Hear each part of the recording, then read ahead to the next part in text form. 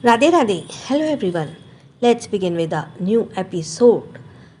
सामर्थ ने फ्रस्ट्रेशन से अपने बालों के हाथ फेरते हुए कहा, आपको जो कहना है करो और मुझसे इसकी उम्मीद मत रखना कि मैं इन पर दोबारा भरोसा करूं। कहकर सामर्थ वॉशरूम की तरफ बढ़ गया। मुग्धा ने एक गहरी सांस लेते हुए कहा, कोई बात नहीं सामर्थ, धीरे धीरे तुम्हारा ये गुस्सा भी कम हो जाएगा। तुम अपनी जगह गलत नहीं हो, लेकिन मैं भी अपने परिवार को बिखरने नहीं देना चाहती। मैं भी चाहती हूँ कि मेरा परिवार एक साथ रहे। कहकर मुग्धा भी रूम से बाहर निकल गई। रजावत एम्पायर। माही अपने केबिन में एक फाइल के ऊपर झुकी हुई कुछ देख रही थी। इस वक्त उसका फेस काफ़ी ज़्यादा सीरियस लग रहा था। उसे देखकर लग रहा था कि वह अपने काम में कितनी ज़्यादा मजबूर हो गई है। तभी उसके केबिन में डोर नॉक होने की आवाज़ आई। माही ने फाइल में नज़र गड़ाए हुए कहा, अंदर आ जाओ। केबिन का डोर ओपन हुआ और समर्थ अंदर आते हुए कहा, क्या हुआ, इतना अर्जेंट क्यों मुझे बुलाया है? अब आगे। कहकर समर्थ माही के सामने आकर चेयर पर बैठ गया। माही ने सिर उठाकर समर्थ की तरफ देखा और फेक स्माइल के साथ कहा, इतनी जल्दी अब्रॉड से वापस क्यों आए? कुछ दिन और घूम फिर लेते। कहकर माही ने फाइल बंद की और उसे साइड में रखते हुए अपने हाथ डेस्परेट कर पर रख लिए। तो समर्थ ने हंसते हुए कहा, क्या तुम मुझे मिस कर रही हो जो ऐसी शिकायत कर रही हो? तो माही ने उसकी बात हवा में उड़ाते हुए कहा, मैं और तुम्हें मिस करूँगी, लेकिन शायद तुम भूल रहे हो कि हम बहुत बड़े प्रोजेक्ट पे साथ काम करने वाले हैं, तो तुम्हें जल्द से जल्द वक्त इस प्रोजेक्ट को देना चाहिए, ज़्यादा से ज़्यादा, ना कि घूमने फिरने में। सामर्थ ने अपना सिर ना में हिलाते हुए कहा, माही, मैं घूमने फिरने नहीं गया था, मैं किसी काम से ही गया था। वैसे मुझे पता चला दादाजी ने अब इस प्रोजेक्ट का हैंड तुम्हारे हस्बैंड मतलब उस खड़ूस हस्बैंड को बना दिया है। माही ने कहा, मेरे हस्बैंड को खड़ूस मत बोलो, उन्हें सिर्फ मैं ही खड़ूस बोल सकती हूँ और कोई नहीं। सामर्थ ने हैरानी से कहा, तुम और अपने हस्बैंड का साइड ले रही हो? लगता है नाराज़गी दूर हो गई है। तो माही ने शर्माते अपनी नज़र चुराते हुए कहा, अब वह तो दूर होनी ही थी ना। फिर जल्दी से सामर्थ की तरफ देखते हुए कहा, पर एक बात बताऊं, मेरे बॉस बहुत बड़ा खड़ूस है, हर वक्त मुझ पर हुक्म जमा रहा चलाता रहता है। पता है, उसने ही मुझे ऑर्डर दिया है कि मुझे 3 दिन में इस प्रोजेक्ट से जुड़ी प्रेजेंटेशन तैयार करनी है। सामर्थ ने कहा, हाँ तो हो जाएगा ना, इसमें क्या परेशानी आ रही है? माही ने कहा, सामर्थ 3 दिन में कैसे होगा? सामर्थ ने माही के सामने रखी फाइल को उठाया और उसे देखते हुए कहा, मेरे लिए तो 1 दिन ही काफ़ी है, तुम चिंता मत करो, मैं हूँ ना, हम दोनों मिलकर इस पर काम करेंगे। माही ने खुश होते कहा, अरे ये तो मैं भूल ही गई थी कि मेरा दोस्त किसी बड़े बिजनेसमैन से कम है क्या? सामर्थ ने भी एटीट्यूड के साथ कहा, यह बात तो तुमने सही कही, तुम लकी हो जो मुझ जैसे दोस्त मिला है तुम्हें। माही ने कहा, बस बस, अब इतनी भी तारीफ अपने मुंह से मत करो। तभी माही का फ़ोन रिंग करने लगा। उसने फ़ोन की तरफ देखा तो उस पर अखिल का नंबर शो हो रहा था। माही ने हल्की सी स्माइल के साथ कहा, अखिल और इस वक्त मुझे कॉल कर रहा है? माही ने समर से कहा, तुम फाइल देखो, मैं ज़रा अपने दोस्त से बात करता हूँ, पता नहीं उसे क्या काम आ गया है। समर ने हाँ में सिर हिलाया और फाइल देखने लगा। माही ने फ़ोन पिक किया और कान पर लगाते हुए कहा, हाँ बोलो, इतनी देर बाद मुझे कैसे याद कर लिया? सामने से अखिल ने माही को मास्क लगाते हुए कहा, मस्का लगाते हुए, कहाँ माई, मैं तो तुम्हें रोज़ याद करता हूँ, पर तुम आजकल कॉलेज कभी आती हो ही नहीं ना, तो हमारा मिलना नहीं हो पाता। माही ने एक स्माइल के साथ कहा, बस कर, मुझे मस्का मत लगा, मुझे पता है तुम मुझे कितना याद करता होगा। अखिल ने कहा, देख माई, तुम मेरी दोस्त है, दोस्ती पर शक मत कर। तू नहीं जानती, मैं पूरे कॉलेज में काफ़ी उदास होता रहता हूँ, और बाकी तो एक नंबर की बेवकूफ़ है। एक तो ही थी मेरी सबसे इंटेलिजेंट दोस्त, है ना, बिना कॉलेज में मन ही नहीं लगता बिना तेरे। माही ने कहा, अब बातें मत कर बना और जल्द से पॉइंट पर आ कि क्यों फ़ोन किया है। तो अखिल ने पत्ती सी दिखाते हुए कहा, माही, एक ज़रूरी बात करनी है। देख, मुझे तेरी हेल्प चाहिए और मुझे पता है इस पूरी दुनिया में सिर्फ तू ही मेरी हेल्प कर सकती है। माही ने कहा, ऐसा कोई काम नहीं जो मैं नहीं कर सकती, अब जल्दी बता कौन सी हेल्प चाहिए। अगर मुझे लगेगा कि मुझे तेरी हेल्प करनी चाहिए तभी मैं तेरी हेल्प करूँगी। दूसरी तरफ से अखिल ने मन ही मन कहा, चुड़ैल कहीं की, यहाँ भी अपना भाव दिखा रही है। लेकिन जल्दी से उसने अपने चेहरे पर स्माइल लाते हुए कहा, भाई वे मेरे पापा है ना, वे चाहते हैं कि मैं कहीं जॉब देख लूँ, मतलब किसी कंपनी में इंटर्नशिप करूँ। तो माई ने कहा, हाँ तो अप्लाई करो ना, किसी ना किसी कंपनी में तो जॉब मिल जाएगी। यह सुनकर अखिल, जो बड़ी उम्मीद के साथ माही को फ़ोन कर रहा था, उसकी उम्मीदों का दिया एक पल में ही बुझ गया। उसने धीरे से कहा, माही तू ऐसा कह रही है, तू खुद इतनी बड़ी कंपनी की मालिक है, तो क्या तुम मेरे लिए कुछ नहीं करेगी? माही ने कहा, तू पागल हो गया है क्या? तूने सोचा भी है कैसे लिया कि मैं तुझे अपने पास काम पर रखूँगी ताकि तू यहाँ पर रहकर मेरी जासूसी कर सके? मुझे पता है। फिर कुछ सोचते हुए कहा, एक मिनट, कहीं तुझे रणवीर ने तो नहीं कहा है मेरे पास जॉब करने के लिए ताकि तू मेरी जासूसी कर सके? यह सुनकर समर्थ ने एक नज़र माही की तरफ देखा तो माही ने समर्थ की तरफ देखकर स्माइल करते हुए कहा, तुम अपना काम करो, वह ये अखिल और मेरे बीच की बात है। समर्थ ने अपने कंधे उचकाते हुए कहा, हाँ तो मुझे कौन सा शौक है तुम्हारे और तुम्हारे दोस्त की बेवकूफ़ी भरी बातों को सुनने का, लगे रहो। कहकर समर्थ वापस फाइल में देखने लगा। माही अपनी चेयर से खड़ी हुई और जाकर बड़ी सी ग्लास विंडो के पास खड़े होते हुए धीरे से बोली, तू पागल है क्या? हैं? क्या अखिल तुम मेरे हस्बैंड की वफादारी निभाने के चक्कर में मेरी और तेरी दोस्ती भी भूल गया है? तो अखिल ने जल्दी से कहा, नहीं माई, ऐसा कुछ भी नहीं है। इस बार तेरे हस्बैंड ने कुछ भी नहीं कहा है, बल्कि मुझे सच में वाकई में जॉब की ज़रूरत है। अब मेरी दोस्त होने के नाते तू अगर मेरा दुख नहीं समझेगी तो कौन समझेगा? कहते हुए अखिल ने अपनी टोन बहुत ही बेचारी वाली बना ली। माही ने थोड़ा शक करते हुए कहा, तू सच बोल रहा है ना? इस बार मुझे बेवकूफ़ तो नहीं बना रहा? तो अखिल ने कहा, तेरी कसम माही, मैं पक्का तुझे बेवकूफ़ नहीं बना रहा हूँ। मैं कब से आऊँ मैं तेरे पास जॉब के लिए?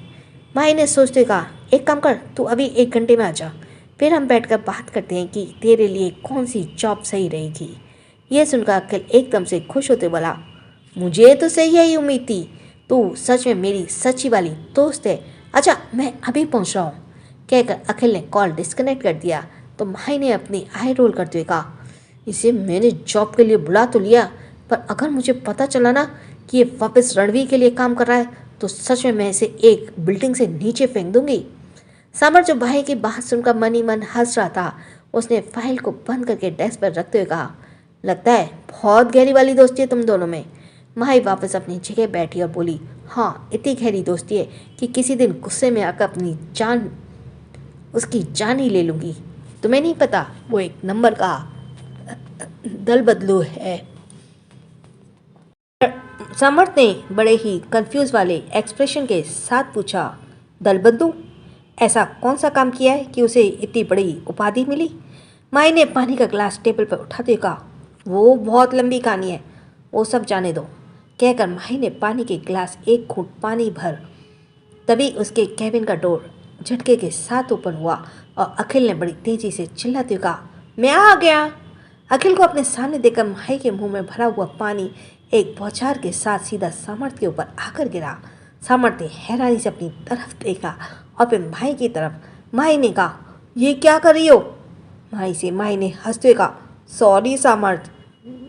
फिर अखिल की तरफ देखते हुए कहा, तुम तो अपने घर पर थे ना, ये अचानक यहाँ कैसे प्रकट हो गए? तो अखिल ने बत्ती सी दिखाते हुए और अंदर आते हुए कहा, अरे मैं तो नीचे ही था और मैंने नीचे से ही तुम्हें कॉल किया था। तो माही ने खड़े होते कहा, मतलब तुम्हें इतना कॉन्फिडेंट था कि तुम मुझे कॉल करोगे और मैं तुम्हें जॉब में लिए बुला लूँगी? अखिल ने एटीट्यूड के साथ कहा, ऐसा हो सकता है कि मैं तुम्हें किसी काम के लिए बोलूँ और तुम ना करो? समर्थ देख पा रहा था कि तभी उन दोनों के बीच बहुत बड़ी जंग छिड़ वाली है, इसलिए उसने खड़े होते कहा, तुम दोनों अपने से निपटो, मैं चलता हूँ, मुझे थोड़ा कुछ काम है।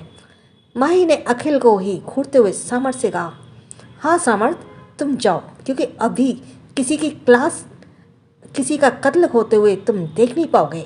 माही के एक्सप्रेशन कुछ ऐसे थे कि समर्थ को हंसी आ गई। उसने अपना सिर ना में हिलाया और एक नज़र अखिल की तरफ देखा, जो बत्ती सी दिखाते हुए अभी भी माही को ही देख रहा था। समर्थ ने अखिल के कंधे पर हाथ रखते हुए कहा, बड़ी छोटी सी उम्र में ही भगवान को प्यारे होने वालों, भगवान तुम्हारी आत्मा को शांति दे। अखिल ने अजीब सा चेहरा बनाते हुए समर्थ को देखा तो समर्थ ने उसे स्माइल पास की और वहाँ से निकल गया। अखिल ने अपना सिर खुजलाते हुए कहा, ये मुझे ऐसे क्यों बोला? तो माही अखिल के पास आई और इसकी तरफ उंगली पॉइंट करते हुए बोली, क्या बोले तुम? कि तुम मुझे कोई काम बोलोगी और उस काम को ना करूं, ऐसा हो सकता नहीं है। भूलो मत, तुम मेरे पास जॉब मांगने आए हो, कोई मैं तुम्हारे पास नहीं आई हूँ कि अखिल जी प्लीज़ मेरी कंपनी में आइए और जॉब कीजिए।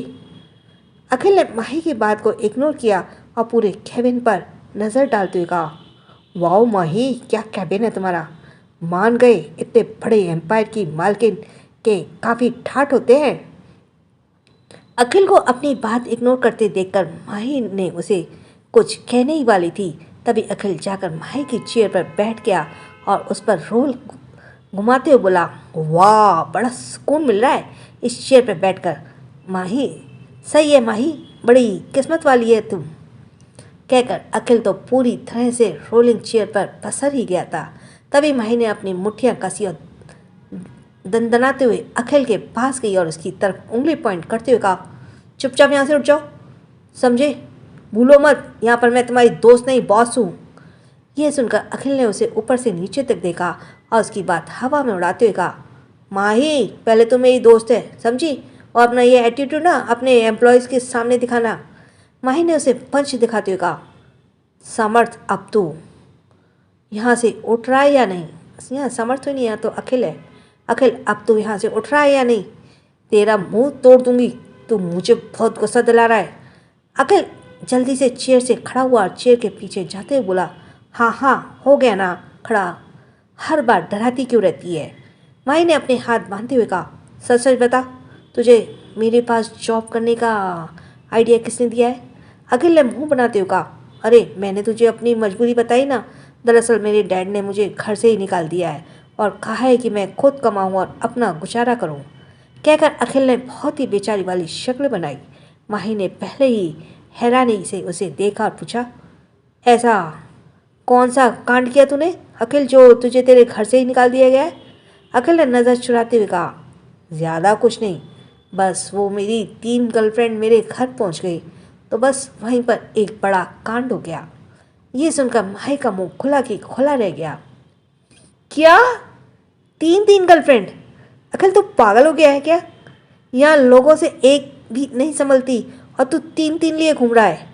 तो अखिल ने अपने बालों को बड़े स्टाइल से हाथ फेरते हुए कहा, अब वहाँ तीनों कब से मेरे पीछे पड़ी हुई थी और तुम्हें तो पता है ना कि मैं लड़कियों का दिल नहीं तोड़ता, तो बस मैंने तीनों को ही अपनी गर्लफ्रेंड बना लिया, पर उन तीनों को एक दूसरे के बारे में पता नहीं था। माही ने अपना माथा पीटा और चेयर पर बैठते बोली, तेरा कुछ नहीं हो सकता अखिल, कितना समझाते हूँ तुम्हें ही, क्यों इन फालतू बातों में पड़ते हो? अखिल उसके सामने चेयर पर बैठते हुए बोला, वो सब छोड़ना माही, बताओ ना तुम मुझे कौन सी जॉब देने वाली हो? अखिल कुछ बोलता है उससे पहले ही रणवीर डोर ओपन कर अंदर आते हुए बोला, आज से ये तुम्हारा असिस्टेंट है और यही जॉब करेगा। अब तो माही का दूसरा झटका लगा। उसे तो शक हो रहा था, वो यकीन में बदल गया। वह खड़े होते हुए बोली, मतलब तुमने ही अखिल को यहाँ भेजा है ना? फिर अखिल को कच्चा खा जाने वाली नज़र से घूरते हुए कहा, अखिल तू इस बार भी मेरे हस्बैंड का जासूस बनकर आया है ना? इधर तू निकल मेरे कैबिन से, अभी के अभी निकल, कोई जॉब नहीं है। कहते हुए माही ने अपने सामने रखा पेपर वेट उठाया और अखिल के माथे पर मारने वाली थी कि अखिल जल्दी से खड़ा हुआ और रणवीर के पीछे छिपते हुए बोला, देखा जीजू, मैंने पहले ही कहा था ना, आपकी बीवी आधी पागल है, जब देखो मारने पर उतर आती है। आप क्यों मुझ मासूम को इस चुड़ैल के हवाले कर रहे हैं? रणवीर ने तिरछी नजरों से अखिल को देखा और कहा, मेरी बीवी मेरे सामने चुड़ैल मत बनो, मेरी बीवी को मेरे सामने चुड़ैल मत बोलो, उसे सिर्फ मैं ही चुड़ैल बोल सकता हूँ। अब तो माही का पारा एकदम हाई हो गया, पर वह रणवीर को क्या ही बोल सकती थी, इसलिए सारा गुस्सा अखिल पर ही निकालते हुए वाली थी। वह अखिल को पकड़ने के लिए रणवीर के पीछे गई। अखिल तुम मेरे सामने आ, आज तो मैं तेरी वाकई में जान ले लूँगी, झूठे कहेंगे। इससे पहले कि माही अखिल को पकड़ पाती, रणवीर ने उसे पीछे से अपनी भाव में भर रोकते हुए कहा, बस करो, कोई अपने दोस्त के साथ ऐसा बिहेव करता है क्या? अखिल जो दूर खड़ा जोर जोर से सांस लेने में अपनी सांसें दुरुस्त कर रहा था, उसने भी हाँफते हुए कहा, आप सही कह रहे हैं जीजू, कोई अपने दोस्त के साथ ऐसा नहीं करता है जैसी ये चुड़ैल करती है। भाई ने गुस्से से कहा, तो इधर आ, दिखाती हूँ तुझे कि ये चुड़ैल क्या क्या कर सकती है। माही को इतना गुस्से में देखकर रणवीर ने उसे शांत करवाते हुए कहा, शांत हो जाओ, चुड़ैलों की महारानी कितना गुस्सा करने लगी हो। रणवीर का यह कहना ही था कि माही एकदम रुकी और शेर की तरह घूर कर रणवीर की तरफ देखा तो रणवीर ने अपनी आंखों में देखते हुए कहा, उसकी आंखों में देखते हुए, अब हरकतें ऐसी करती हो तो उसमें हमारा क्या कसूर। माही ने खुद को रणवीर से छुड़ाया और थोड़ी दूर पर जाकर हाथ मारकर खड़ी हो गए, मुंह फुलाते बोली, बात मत करना मुझसे तुम दोनों अब। अखिल रणवीर के पास आया और धीरे से बोला, मुझे तो सच में आप पर तरस आता है जीजू, कैसे संभालते होंगे आप इसे। रणवीर ने भी हल्की सी स्माइल के साथ कहा, सही कहा, अब जैसी भी है मेरी है तो झेलना तो पड़ेगा ना। अखिल ने माही से कहा, माही सॉरी ना यार, मैं तुझे यहाँ सब बाद में बताने वाला था। माही जाकर सोफे पे बैठ गई, बोली, हाँ और तुम मुझे कब बताने वाले थे? अखिल तुम तो अपनी दोस्ती भूल ही गए, एक मैं हूँ जो हमेशा तुम्हारे साथ देती हूँ, तुम्हारी हेल्प भी करती हूँ। भूल गए जब तुम्हारी एक गर्लफ्रेंड तुम्हें पीटने पर आती थी तब कैसे मैं ही तुम्हें उन सब से बचाती थी। तो अखिल ने कहा, हाँ जैसे मैं तो तुम्हारे हेल्प करता ही नहीं था। भाई भूल गई तुम्हारा वह क्रश, कैसे उसने मैंने ही तुम्हारा पीछे छुड़वाया था। अखिल ये सब बात बोलते हुए भूल गया कि माही का पति यानी कि हमारा डेविल रणवीर वहीं मौजूद है। अखिल आगे कुछ बोलता उससे पहले रणवीर ने कहा, क्रश? माही का कोई क्रश भी था? कौन था वह? वहीं अखिल की बात सुनकर माही जल्दी से खड़ी हुई और रणवीर से बोली, नहीं कोई नहीं था, मैं तो बस ऐसे ही बोल रहा है। तो अखिल ने कहा, कितनी बड़ी चुटी हो तुम, भूलो मत तुमने उसे लव लेटर लिख कर दिया था, वह मैंने ही तो उसे दिया था ना। रणवीर ने वापस माही की तरफ घूरते कहा, लव लेटर मतलब क्रश को लव लेटर भी दिए जाते थे? और क्या किया उसने अपने क्रश के लिए?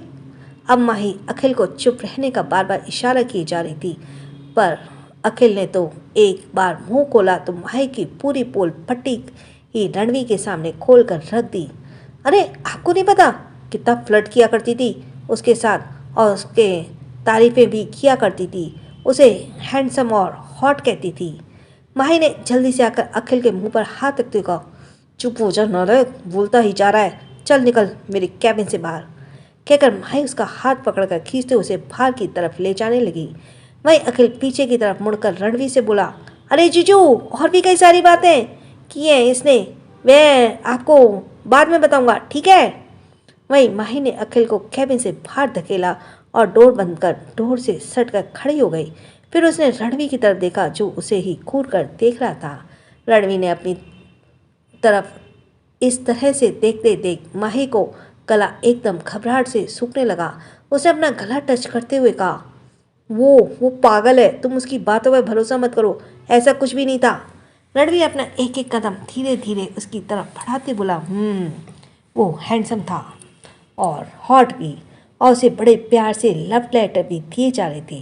मुझे तो आज तक कोई लव लेटर नहीं दिया तुमने माही। माही ने बेचारी वाली हंसी हंसते हुए कहा, लव लेटर नहीं थे वो तो एक लंबी कहानी है, उसने तुम्हें आधी अधूरी। इससे पहले ही माही अपनी बात पूरी कर पाती, रणवीर ने कहा, तुम उसके साथ फ्लर्ट भी करती थी? आज तक मेरे साथ तो कभी फ्लर्ट नहीं किया। माही की शक्ल अब ऐसी हो गई जैसे किसी ने उसकी लंका ही लूट ली हो। देखो रणवीर, मैं सच करूँ, मैंने उससे सच्ची वाली फ्लर्ट नहीं किया था, वो तो कुछ और ही थी। अब तक रणवीर माही की बहुत करीब आकर खड़ा हो गया था। उसने अपना एक हाथ डोर पर सटाया और एक हाथ माही के गालों को कसकर पकड़ उसके चेहरे को ऊपर करते हुए कहा, तो कैसे वाला फ्लर्ट कर रही थी तुम? मुझे भी तो पता चले, और कौन था वह?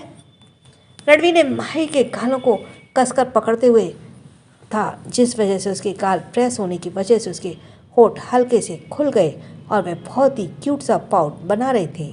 माही इस तरह से बहुत ही मुश्किल से बोल पाई, वो हमारा सीनियर था, तो मेरे गालों को छोड़ो ना, तभी तो बताऊंगी ना कि क्या हुआ था। रणवीर ने झटके से उसके गालों को छोड़ा और उसके चेहरे के करीब और झुकते हुए बोला, मुझे एक एक बात बताओ माही कि तुमने अपने उस क्रश के साथ साथ क्या किया, और सच बोलना वरना तुम्हारी हालत खराब कर दूंगा। रणवीर ने एक एक शब्द पर जोर देते हुए कहा। रणवीर के इतने पास होने से माही कुछ बोल नहीं पा रही थी, इसलिए उसने झटके से रणवीर को दूर धकेला और एक गहरी सांस लेते हुए कहा, तुम तो बिना सोचे समझे गुस्से में आ जाते हो। अरे वह मेरा क्रश नहीं था, वह तो बस हाथ धोकर मेरे पीछे पड़ा हुआ था, तो मैं उसे सबक सिखा रही थी। रणवीर ने माही के पास आकर उसे भाव को पकड़ा और उसे अपने करीब करते हुए कहा, तो वो लव लेटर देकर तुम उसे सबक सिखा रही थी। माही ने जल्दी से अपना सिर हाँ में हिलाते हुए कहा, हाँ दरअसल उसमें कुछ अच्छी बातें नहीं लिखी थी उस लव लेटर में। अब माही आगे कुछ बोलती उससे पहले रणवीर उसकी बात काटते बोला, लव लेटर होता है माही, तुमने अपने उस क्रश को लव लेटर दिया तुम, सही ना। अब तुमने उसके साथ फ्रॉड भी किया, अब भी वो सब मैं नहीं जानता, तुम मेरे साथ भी फ्लर्ट करोगी और मुझे भी लव लेटर लिख कर दोगी। कहकर रणवीर ने माही को साइड किया और जैसे वहाँ से जाने लगा, माही ने पीछे से उसे आवाज़ देते हुए कहा, पर उस लव लेटर में मैंने गालियाँ लिख कर दी थी, अब बोलो क्या वे गालियाँ लिख कर तुम्हें भी दे दूँ क्या। माही का ये कहना ही था कि रणवीर के कदम वहीं रुक गए और उसका चेहरा भी अजीब सा हो गया। उसने पलटकर माही की तरफ देखा और अजीब से एक्सप्रेशन के साथ पूछा, गालियाँ? लेटर में गालियाँ लिखकर कौन देता है? तो माही ने रणवीर के सामने आकर खड़ी हुई और बोली, हाँ मैंने बताया ना कि वह मुझे बहुत परेशान कर रहा था और मेरे पीछे हाथ धोकर पड़ा हुआ था, तो बस मैंने उसे सबक सिखाने के लिए ऐसा किया।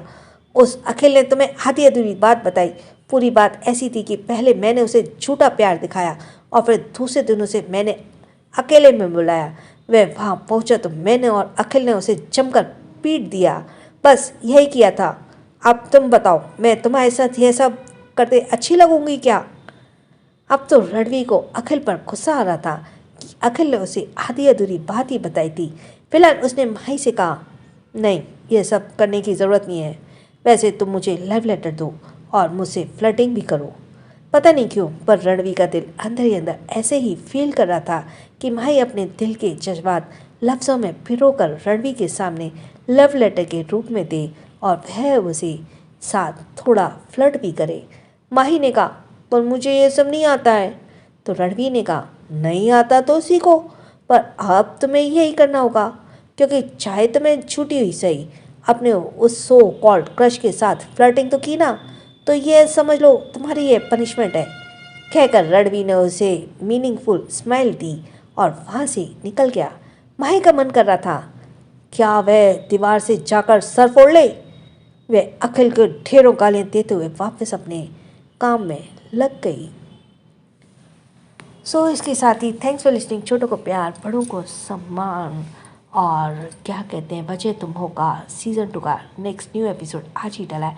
सो प्लीज़ आप उसे ज़रूर सुनें, लाइक शेयर एंड कमेंट करें। Thanks for listening. छोटों को प्यार, बड़ों को सम्मान। राधे राधे।